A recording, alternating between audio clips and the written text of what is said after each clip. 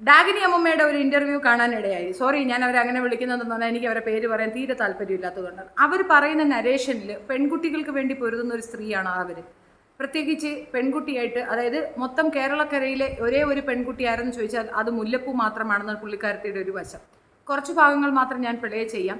എനിക്ക് ഈ പറയുന്ന പ്രസ്തുത സൈന പ്ലസിൻ്റെ ആൾക്കാരിലെ അയാളെ പ്രത്യേകിച്ച് ഇങ്ങേറെ എനിക്ക് അത്ര പോരാ. ഒന്നാമത്തെ കാര്യം, ഇങ്ങനെ പല പെൺകുട്ടികളും ഈ മെയിനായിട്ട് പറയാം, ഇവിടെയുള്ള ഈ നാട്ടിൽ തന്നെ, അപ്പോൾ ഞാൻ താമസിക്കുന്ന കോട്ടയം ഏരിയയിലുള്ള ഒരു ദുർനടപ്പുകാരിയെ വെളുപ്പിക്കാൻ വേണ്ടിയിട്ട് വീഡിയോ ചെയ്ത ആളാണ്. അപ്പോൾ ഇങ്ങനെ ദുർനടപ്പ് ഉള്ളവരെ വെളുപ്പിക്കുന്ന ഒരു സ്ഥിര ശൈലി ഇയാൾക്കുള്ളത് കൊണ്ട് തന്നെ ഇയാളുടെ വാക്കുകൾക്ക് വലിയ പ്രാതിനിധ്യം ഞാൻ കൊടുക്കുന്നില്ല.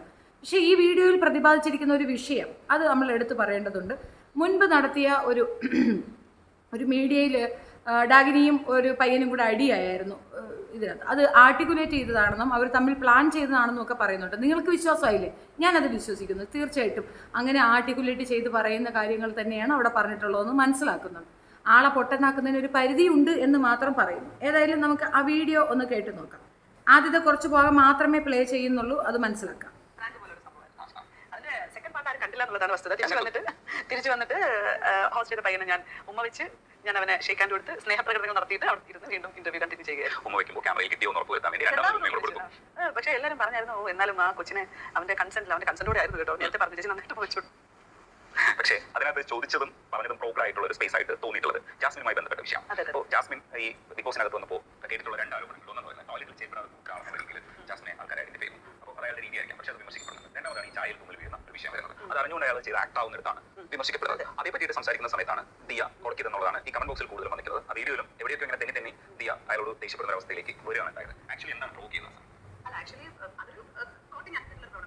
പക്ഷെ നമ്മുടെ ദൈനംദിന ജീവിതത്തിൽ പലതരത്തിൽ ഇത്തരത്തിലുള്ള ആക്ടിവിറ്റികളിലൂടെ കടന്നു പോകുന്ന മനുഷ്യരാണ്. ഇതാണ് ഞാൻ പറയാൻ ശ്രമിച്ചത്. അപ്പൊ ഞാൻ ഇതിനെ ഈ ഹൈജീനിക്കിനെ ന്യായീകരിച്ചു എന്നുള്ള രീതിയിലേക്കാണ് അത് കൊണ്ടുവന്നത്. അപ്പൊ ജാസ്മിന്റെ അറിവില്ലായ്മയോ അല്ലെങ്കിൽ ജാസ്മിൻ എന്താ പറയുക ശ്രദ്ധിക്കാതെയൊക്കെ ചെയ്യുന്ന ആക്ടിവിറ്റി നമ്മൾ ജീവിതത്തിൽ ചെയ്യുന്നതാണ്. പക്ഷെ ഇത് ഇപ്പം രജനി ചേട്ടൻ പറഞ്ഞതുപോലെ അറിഞ്ഞുകൊണ്ട് ചെയ്യുമ്പോഴാണ് അത് വിമർശിക്കപ്പെടുന്നത്. ആ വിമർശിക്കപ്പെടുന്നത് തന്നെയാണ് ഞാൻ സ്റ്റാൻഡ് ചെയ്ത് നിൽക്കുന്നത്. പക്ഷെ അതിനെ ആക്രമിക്കുന്ന തരത്തിലേക്കും സൈബർ ബുള്ളിങ്ങിന്റെ എക്സ്ട്രീം വേർഷനിലേക്ക് പോകുന്ന ഒരു രീതിയുണ്ട്.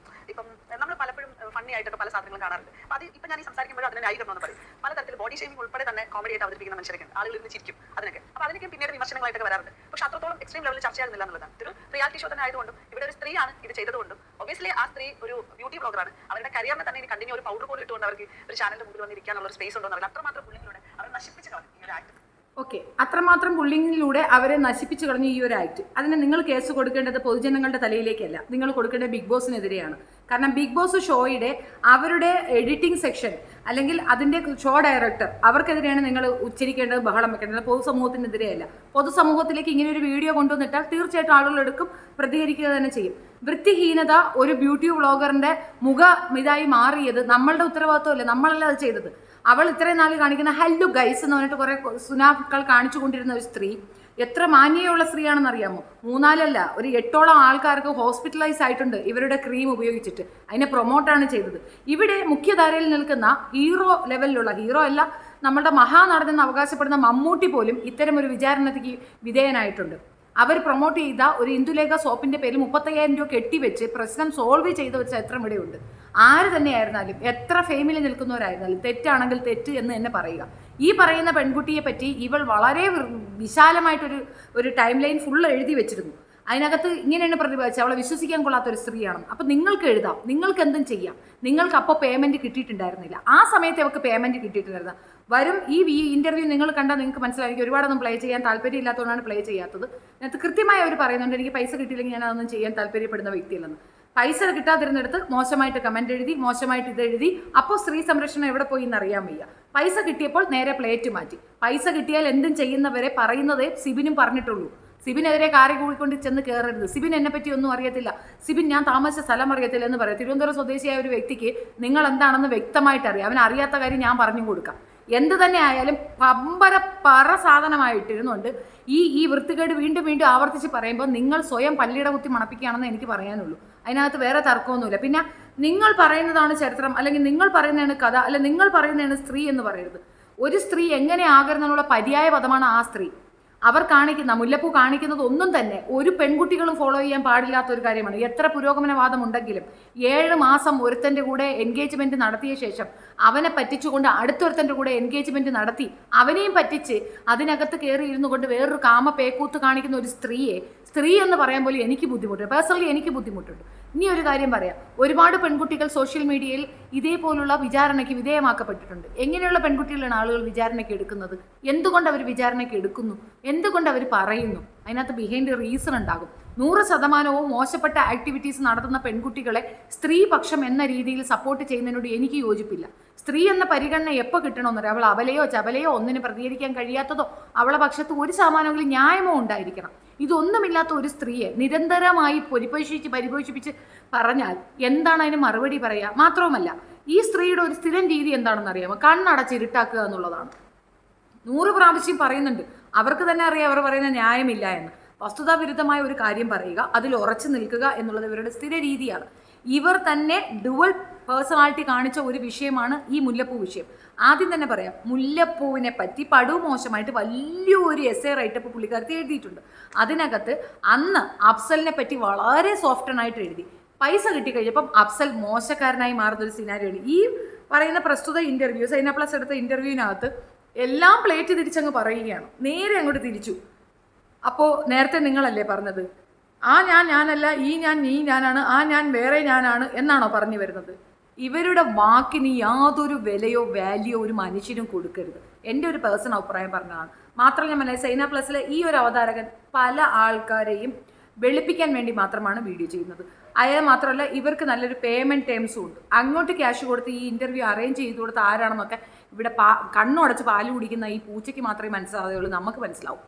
നമ്മൾ കാണുന്നുണ്ട് എവിടെയാണ് എന്താണ് പാളീച്ചകളെന്ന് വ്യക്തമായിട്ടറിയാം. പണം കൊടുത്ത് ആളുകളെ കൊണ്ട് ഇത് പറയിക്കേണ്ട ഗതികേടിലേക്ക് മകൾ കൊണ്ട് നിർത്തിയിട്ടുണ്ടെങ്കിൽ അത് ഏറ്റവും പരിതാപകരമായ ഒരു അവസ്ഥയാണ്. അത്രയും പരിതാപകരമായ ഒരു അവസ്ഥ ഇരിക്കുന്ന ഒരു പേരൻറ്റിനെ വീണ്ടും എടുത്തിട്ട് പറയാൻ ഞാൻ ആഗ്രഹിക്കുന്നില്ല. വ്യക്തമല്ലേ എന്താണെന്നുള്ളത്? ക്യാഷ് കൊടുത്ത് മകളുടെ മോശപ്പെട്ട കാര്യങ്ങളെ മറച്ചു വയ്ക്കാൻ ശ്രമിക്കുന്ന അപ്പൻ മനസ്സിലാക്കാൻ ഇത് ഒരു ശരിയായ നടപടിയേ അല്ല.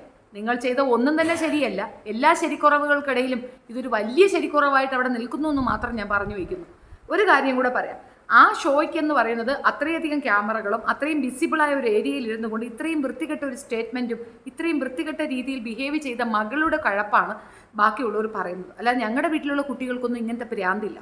പ്രണയം അതൊരു വലിയ കാര്യം തന്നെയാണ്. അതായത് ചെറിയ നിസ്സാരപ്പെട്ട വിഷയമൊന്നുമല്ല. പ്രണയിക്കാൻ കഴിയുക, പ്രണയം നിലനിർത്തുക, പ്രണയവുമായി മുൻപോട്ട് പോവുക, പ്രണയ വിവാഹങ്ങൾ, അത് ലൈഫ് ലോങ് ഇതൊക്കെ ഒരു ചെറിയ കാര്യമൊന്നുമില്ല. It's A very huge thing. അത് ചെയ്യുന്നവരെ ഞാൻ സമ്മതിച്ചു കൊടുക്കുന്നു. ഓക്കെ, റെസ്പെക്റ്റ് തന്നെയാണ്. പക്ഷേ ഒരു പ്രണയം നിലനിൽക്കുമ്പോൾ മറ്റൊരു പ്രണയം ഉടനെ ഉണ്ടാവുന്നത് കാമം എന്നല്ലാതെ പ്രണയമെന്ന് പറയത്തില്ല. പ്രണയം നമുക്ക് ഒരാളോടെ ഒരിക്കലും തോന്നുള്ളൂ. അല്ലാതെ നാട്ടിലുള്ള എല്ലാവരോടും അങ്ങ് പ്രണയം തോന്നുന്നത് പ്രണയമെന്നല്ല പറയുക. അതിന് വേറൊരു പേരാ പറയുക. അത് തന്നെയാണ് ഞങ്ങൾ അവൾക്ക് ഇട്ട് കൊടുത്ത പേര്. പിന്നെ കാൽനഖം എടുത്ത് കടിക്കുന്നത് അത് പുതിയ കാര്യമൊന്നുമല്ല. നമ്മൾ കുളിച്ചിട്ട് ഇപ്പം അപ്സര പറഞ്ഞൊരു വേർഡാണത്. കുളിച്ചിട്ട് ഞാനും അതേ തന്നെ ബാത്റൂമിന് കതവ് തുറന്നിട്ടിട്ട് ബെഡ്റൂം തുറന്ന് അടച്ചിട്ടാണ് പതിവ്. എനിക്കൊരു ശ്വാസം മുട്ടുന്ന ഫീലിംഗ് ഉണ്ടാകും. അതെൻ്റെ ഒരു അസുഖം തന്നെയാണ്. അപ്പോൾ അതിന് ഞാൻ ബാത്റൂം അടയ്ക്കാറില്ല, ബെഡ്റൂമാണ് അടയ്ക്കാറ്. എന്നിട്ട് ബാത്റൂമിൽ നിന്ന് നമ്മളങ്ങനെ ഒരു മുലക്കച്ചയോട് കുട്ടിയൊക്കെ റൂമിലേക്ക് വരിക. അല്ലാതെ നമ്മളിപ്പം ബിഗ് ബോസിൽ കാണുന്ന കണക്കൊന്നും വരാൻ പറ്റത്തില്ല. അപ്പോൾ അത് നമുക്ക് ബിഗ് ബോസിൽ കാണിക്കാനൊക്കത്തില്ല. നമ്മൾ ഡ്രസ്സ് ബാത്റൂമിൽ നിന്ന് മാറുന്ന ഒരു രീതിയുണ്ട്. എനിക്കങ്ങനെ ഒരു ശീലം, ഞാൻ ബാത്റൂമിലേക്ക് ഡ്രസ്സ് കൊണ്ടുപോകാറില്ല. അപ്പോൾ അത് കുറേ അധികം കാര്യങ്ങൾ നമുക്ക് ശീലക്കേടുകളുണ്ട്. അത്തരം ശീലക്കേടുകൾ കാണിക്കാൻ പറ്റുന്ന ഒരു മീഡിയമല്ല ബിഗ് ബോസ്. അതിനകത്ത് രാത്രിയും പകലും നമ്മളെ വീക്ഷിച്ചുകൊണ്ടിരിക്കുന്ന 70ഓളം ക്യാമറകളുണ്ടെന്നുള്ള ഒരു തോന്നൽ നമുക്കുണ്ടാകും. ഒരു പരിധി കഴിഞ്ഞ് നമുക്കിതൊക്കെ മറന്നു പോകുമെന്ന് പറയുന്നത് അങ്ങനെയുള്ളൊരു പുറത്തേക്ക് വരുന്നതാണ് നല്ലത്. അവിടെ കയറി ഇരിക്കേണ്ട ഒരു കാര്യവുമില്ല. That's it. സോ ഈ ഒരു വിഷയത്തിൽ എൻ്റെ അഭിപ്രായം ഇതാണ്. ഈ ഡാഗിനിയുടെ ഇത് കൊണ്ടുവന്ന് എനിക്ക് ആരും ഇട്ട് തരേണ്ട. എനിക്ക് ഈ സ്ത്രീയെ കാണുന്നത് തന്നെ വെറുപ്പാണ്. ഇവർ സ്ത്രീപക്ഷപാതവും സ്ത്രീയുടെ ഇതും ആന പോന ചേനയെന്ന് പറഞ്ഞപ്പോൾ അഫ്സലിനെ തെറി പറയുന്നുണ്ട്. അതായത് അഫ്സൽ അങ്ങനെ ചെയ്തു, അഫ്സൽ ഇങ്ങനെ ചെയ്തു, അഫ്സൽ അത് പേഴ്സണൽ ചാറ്റ് എടുത്തത് കുറ്റം തന്നെയാണ്, അത് തർക്കമൊന്നുമില്ല. പക്ഷെ അവനെ അതിലേക്ക് കൊണ്ടുവന്നെത്തിച്ചത് ആരാണ്? അവൻ്റെ പേര് പറയരുതെന്ന് അവൻ നിഷ്കർഷിച്ചിട്ട് അതിനകത്തേക്ക് വിടുമ്പോൾ അവൻ്റെ പേര് പറയുക മാത്രം അവനെ ഇൻസൾട്ട് ചെയ്യുന്ന രീതിയിൽ മറ്റൊരുത്തനുമായിട്ട് കുത്തഴിഞ്ഞ് ജീവിതം കാണിക്കുമ്പോൾ തീർച്ചയായിട്ടും അവൻ വായ തുറക്കും. അവനൊന്നുമല്ല, അവനുമായിട്ടൊരു ബന്ധവുമില്ല, അവനെ വന്ന് കണ്ടിട്ട് പോയതേ ഉള്ളൂ, വെറും ഒരാളാണെന്ന് പറയുമ്പം 7 മാസത്തെ അവൻ്റെ ലൈഫ് അവൻ എക്സ്പോസ് ചെയ്യും. കാരണം ഈ സ്ത്രീപക്ഷവാദം പറയുന്ന പെണ്ണുങ്ങൾക്ക് അറിയാൻ വേണ്ടി ഒരു കാര്യമുണ്ട്. നിങ്ങളുടെ പോക്കറ്റല്ല കാലിയാവുക. നിങ്ങൾ ഭയങ്കര ക്ലവറാണ്, വാങ്ങി തിന്നാൻ നിങ്ങൾ ഭയങ്കര ഉത്സാഹവതികളാണ്, മടിച്ചികൾ, വാങ്ങി നക്കുക എന്നുള്ളത് നിങ്ങളുടെ ശീലമാണ്. അധ്വാനിച്ച് നിങ്ങൾ ആണുങ്ങൾക്ക് കൊടുക്കുമോ? അങ്ങനെ കൊടുക്കുന്ന പെണ്ണുങ്ങളുണ്ടെങ്കിൽ അവരാണ് ഗ്രേറ്റ്. അല്ലാതെ ഇങ്ങോട്ട് വാങ്ങിയെടുത്ത് അവിടേക്കുള്ള സർവ്വ ഡ്രസ്സും കൊടുത്തു വിട്ടത് അവനാണ്. അവൻ സ്റ്റോപ്പ് ചെയ്തപ്പോൾ പിന്നെ ഇടുന്ന അത്രയും കാക്കറ കൂക്കറ വസ്ത്രങ്ങളാണ്. അവൻ കൊടുത്തു വിട്ടപ്പോൾ മര്യാദയ്ക്ക് ഡ്രസ്സ് ഇട്ടുകൊണ്ടിരുന്നു. കാണാൻ ഭംഗിയുള്ള ചേലുള്ള ചന്തമുള്ള ഉടുപ്പുകൾ ഇട്ടു. അത് അവൻ വാങ്ങിച്ചു കൊടുത്ത് അയച്ചതാണ്. അപ്പോൾ ഇനി ഇതേപോലെ ഒരുപാട് കാര്യങ്ങൾ ആ ചെറുക്കനെനിക്ക് പറയാനുണ്ട്. മൊത്തത്തിൽ നശിപ്പിച്ചു. അവനിക്കൊരു വിലയില്ലേ, നിലവാരമില്ല, അവൻ്റെ കുടുംബത്തിനൊരു വിലയില്ലേ. അവരിതൊക്കെ കാണുകയല്ലേ. അവർ ആ കുടുംബക്കാരൊന്നടങ്കം പോയി നടത്തിയ ഒരു ചടങ്ങല്ലേ. അങ്ങനെ കുടുംബക്കാരൊന്നടങ്കം പോയി നടത്തിയ ചടങ്ങിൽ ഒരു പെണ്ണ് അതിനകത്ത് കിടന്ന് കാണിക്കുമ്പോൾ അവൻ ആൻസറബിളാണ്. അതിൻ്റെ കൂടെ പൊതുസമൂഹം ചോദിക്കും. ആ ചോദ്യങ്ങൾക്കുള്ള മറുപടിയാണ് ആ ചെറുക്കുന്നത്. അവനെ വെട്ടി വിഴുങ്ങാനായിട്ട് അങ്ങോട്ട് തള്ളിക്കയറണ്ട. ഇതേപോലൊരു സാധനം ഡാഗിനി ഇരുന്നു കൊണ്ട് സിബിനെ പറയുന്നുണ്ടായിരുന്നു. സിബിൻ ചെയ്ത തെറ്റെന്താ? സിഗരറ്റ് വലിക്കുകയും കള്ള് കുടിക്കുകയും ചെയ്യുന്ന കുറ്റമാണെങ്കിൽ അത് ഡാഗിനിയും ചെയ്യുന്നുണ്ടല്ലോ. ഞാൻ വിറ്റ്നസ് ആയിട്ടുണ്ട്. ഇത് രണ്ടും ചെയ്യുന്ന സ്ത്രീയാണ് അവർ. എന്താ അവർക്കില്ലാത്തൊരു പ്രശ്നമാണ് ചെയ്യുമ്പോൾ വരുന്നത്?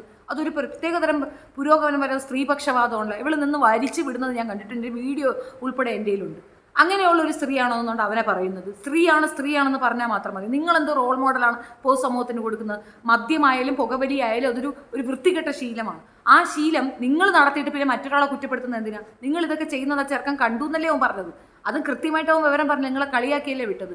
കണക്കായിപ്പോയി അവൻ കള്ള് കുടിച്ചെങ്കിൽ. അവൻ കള്ള് കുടിച്ചതാണ്. എന്തോരം വിഡ്രോവൽ സിൻഡ്രമാണ്. ഒരാളെ ഇകഴ്ത്തുന്നതിന് കണക്കില്ലേ? നിങ്ങൾ പറയുന്ന പോലെ ഈ ജാസ്മിനുള്ളതുപോലെ ഒരു ലൈഫ് സിബിനും ഇല്ലേ? സിബിനൊരു ലൈഫില്ലേ?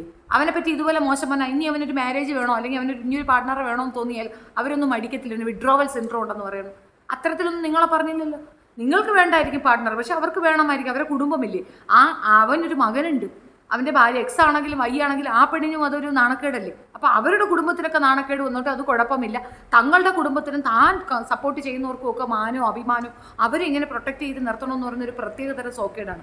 അതിന് നാട്ടുകാരാണ് തരേണ്ടത് മറുപടി. എവിടെയോ പോയി ഏതോ ഒരുത്തനെ മുറിക്കാത്തിരിക്കുന്ന ചുണയില്ലാത്ത ഒരുത്തനെ കയറി തല്ലിയെന്ന് വെച്ച് നീ കേമിയൊന്നും ആവത്തില്ല.